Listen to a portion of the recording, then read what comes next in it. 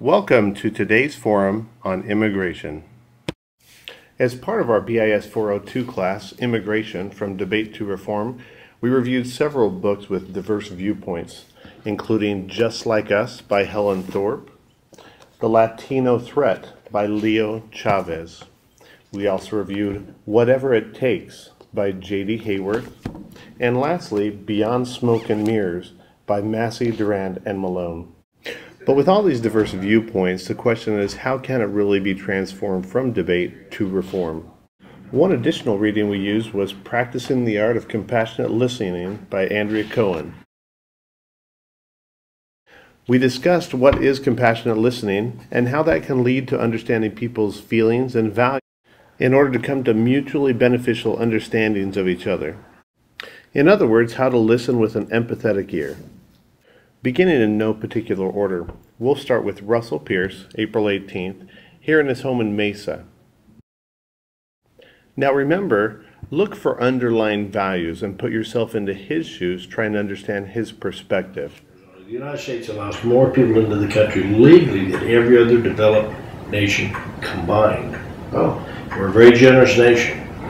Somewhere between 1.5 million to 2 million that were allowed into the country legally last year. Are we a generous nation? And how would both sides feel about this value? And laws without consequences are no laws at all. Laws must be enforced. There have to be consequences. If you're required to have a driver's license but there's no enforcement, why would you go down and get one? Mm-hmm. You wouldn't care. And that's what's happening to our laws around the nation. How important are laws, and how important are the consequences of those laws? Now let's switch to a different viewpoint, the viewpoint of an immigrant. Once illegal or undocumented, now legal, documented. ¿Por qué veniste a los Estados Unidos? Hace como unos 12 años más o menos. Bastante. Ok, ¿qué te hizo llegar? ¿Por qué viniste para acá? Porque la situación en México es bien mal. Así como bien mal, como que era. Fue económicamente. No es bien para vivir. ¿Verdad? ¿Y qué parte de Caborca? ¿Y cómo era allá? Entonces dices que es muy mal económicamente, pero como... No se vive bien, o sea, no gana lo suficiente uno para poder mantener una familia. So, por eso viene la mayoría de gente. So imagine for a moment being in his shoes. What would you be willing to do for your family? What family values do you have that might supersede other values? Now we have a viewpoint from someone who has immigrated but has not yet been able to become legalized or documented.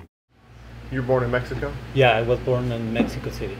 Okay, cool. And then when's the first time you came to the United States? I was in 1998. Oh, cool. The first time. And then why did you decide to come here? To find a better future for me and my family, because back then, you know, like we were struggling over there in Mexico, and oh, really? That was the reason why I came here. Were you working down there? I was working and studying. Oh. Yeah, working and studying. But, what kind of work were you doing? I was working in McDonald's over there. Okay, and, cool. Yes, stuff like that. And restaurants. You were studying too? Yeah, What were you studying? I was in college. Yeah, oh, cool. So I was like almost done. Yeah, before I came here. Really? Yeah. Oh, that's cool. Oh, so you decided to come here before you finished college, or? Yeah, because that was the only time I could. Oh, really? Here, yeah. And so, was it hard to get here, or tell me a little bit about how you got here? It was hard. We were on the border for like a week, and you know we tried to come, and 2 times we got caught. You know, they sent us back, but we kept trying, and until you know we made it. So were you did you just walk across? Yeah, or we crossed the border. Did you use a coyote or no? Yes. Oh, you did. Okay. Yeah. And you said we, like your family? Yeah, it was my mom, my sister, and myself. Okay. And then how much did it? This was in 1998. Yeah, 1998. How much did it cost? How much did you have to pay? It was probably about like $1,200 each. Oh, okay. Yeah. But everything went. So you ended up waiting on the border for a week? Yeah. You know, like there, we tried with different coyotes, and you know, sometimes they, you know, told us what to do, and we got caught. So, you know, when you're there, you find other people that will come to you and like, oh, I can help you, and I will cross you through the United States. So that's how we ended getting here. Okay. So that was in '98. Yeah, 98. So when you got here, did you just find work right away? Tried to become legal, get documented, right? Yeah. Tell me about that. Tell me how that happened. In Mexico, like for me, it was pretty hard to come like legally here because you have to have like money in the bank. You have to have properties. Like you have to own a house. You have to own different things. To the U.S. government trying to see that like you're not going to stay here in the U.S. This is for a visa? Yeah, for a visa. Yeah. So it was pretty hard for me and my mom to get a visa. So the only way we could come to the U.S. it was like illegally. So yeah, that's why we came. So did you try to get a visa in Mexico? Yeah, we tried, but because we didn't own a house, we were just renting a house, and we didn't have like like good income, in the bank. We didn't have all like the requirements to apply for a visa. Okay.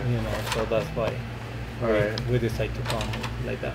But then also, so after you came here, you also tried to get documented. Yeah, I look for I talked with a lawyer probably like 3 years ago, 4 years ago, and about my case, I tried to apply for something, but like they told me I should wait because I don't have a pretty strong case. So. Oh, like what types of things? Like what were some of the requirements, or what they tell you? The requirements, I have to be in the U.S. for like 10 years, and I've been, now it's like almost 14 years, but I went back to Mexico like 5 years ago. I got out of the U.S. again, and I came back illegally. Sorry. That's okay. Okay. Sorry, es que está llegando gente. Oh, ¿verdad?